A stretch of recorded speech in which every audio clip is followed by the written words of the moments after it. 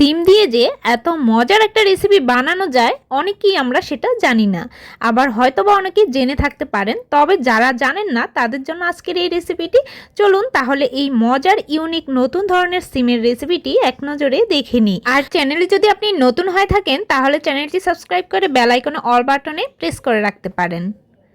প্রথমেই এই সিমের রেসিপিটি বানানোর জন্য আমি এখানে কাতলা সিম ব্যবহার করছি। যেহেতু কাতলা সিমগুলো একটু চ্যাপ্টা টাইপের হয়ে থাকে তাই এই সিমগুলো দিয়ে করলেই বেশি ভালো হবে। দুটো সাইডের যে আঁশগুলো সেগুলোকে আমি ফেলে দিয়েছি। সিমের যে অংশটা একটু পাতলা থাকে ওই অংশটা, মুখের অংশটা এভাবে একটু ছুরির সাহায্যে খুলে নিয়েছি। দুটো সাইড কিন্তু খোলা যাবে না, একটা সাইড খুলে নিয়ে ভিতরের যে বিচিগুলো আছে সেগুলো কিন্তু ছাড়িয়ে নিয়েছি। এবার সিমগুলোকে খুব ভালোভাবে ধুয়ে নিতে হবে। আর দেখুন সিম থেকে এতটুকু বিচি বের হয়েছে। এখন এর সাথে হাফ কাপ পরিমাণে মটরশুঁটি দিয়ে দিচ্ছি, সাথে 3টার মতো কাঁচামরিচ দিয়ে দিচ্ছি, আর দিয়ে দিচ্ছি কিছুটা ধনেপাতা। এর সাথে একটু সামান্য জল ব্যবহার করব পেস্ট করার জন্য। আর দেখবেন জলের পরিমাণটা যেন খুব বেশি না হয়। এবার এখানে একটা পুর তৈরি করে নিব। প্রথমেই আমি এখানে কিছুটা পেঁয়াজ কুচি দিয়ে দিয়েছি। পেঁয়াজটাকে একদম কুচি করে কেটে নিয়েছি।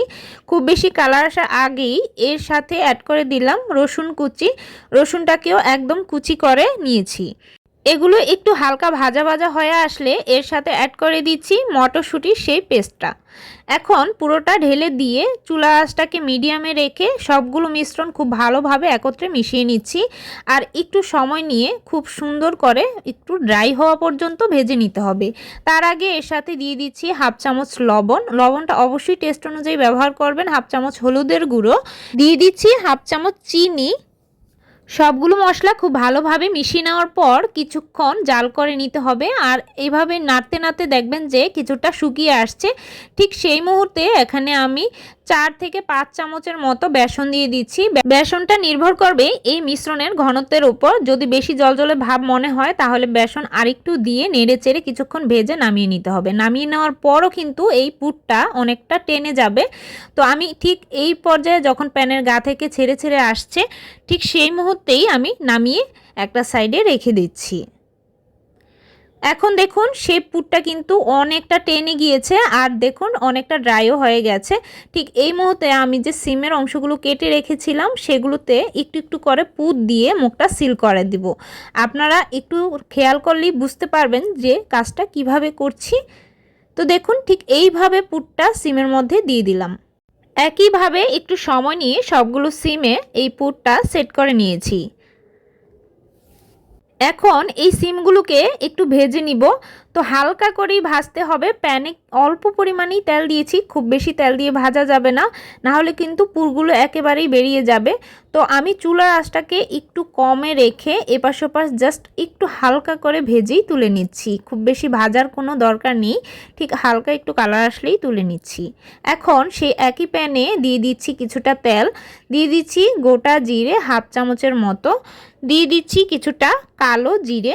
এখন এগুলো থেকে একটু ফ্লেভার আসলেই এর মধ্যে দিয়ে দিচ্ছি হাফ কাপ পরিমাণে কিউব করে কাটা টমেটো। এখানে 2টা মিডিয়াম সাইজের টমেটোকে কুচি করে কেটে নিয়েছি।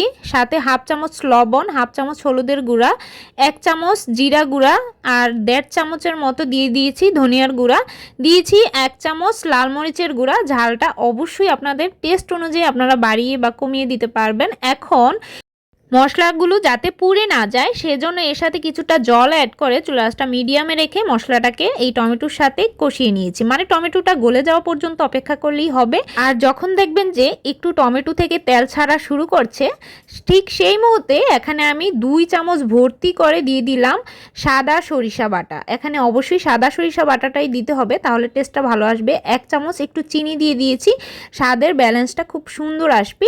হাফ কাপের মতো জল সাথে আমি দিয়ে খুব ভালো করে মশলাগুলোকে মিশিয়ে নিলাম। আর চুলা আঁচটাকে বাড়িয়ে দিয়ে জাস্ট একটা বলক আসা পর্যন্ত অপেক্ষা করলেই হবে, খুব বেশি বলক আসার দরকার নেই। তো একটা বলক আসলেই আমি সেই ভেজে রাখা সিমগুলো উপর দিয়ে খুব আলতো করে দিয়ে দিচ্ছি। আর অবশ্যই সিমগুলো দেওয়ার আগেই কিন্তু ঝোলের মধ্যে আপনার যতটুকু লবণ প্রয়োজন হয় দিয়ে দিতে হবে। সিমগুলো ঝোলের মধ্যে দেওয়ার পর খুব বেশি নাড়াচাড়া করা যাবে না, না হলে কিন্তু ভিতরের পুরটা বের হয়ে যাবে। চুলা আঁচটাকে মিডিয়ামে রেখে ঝোলটা আপনি কীরকম রাখতে চান সেই অনুযায়ী রেখে শেষের দিকে ধনেপাতা কুচি দিয়ে অবশ্যই নামিয়ে নিতে পারেন। রেসিপি কেমন লাগলো অবশ্যই কমেন্ট বক্সে জানাতে ভুলবেন না। আজকের মতো এই পর্যন্তই। ধন্যবাদ সবাইকে।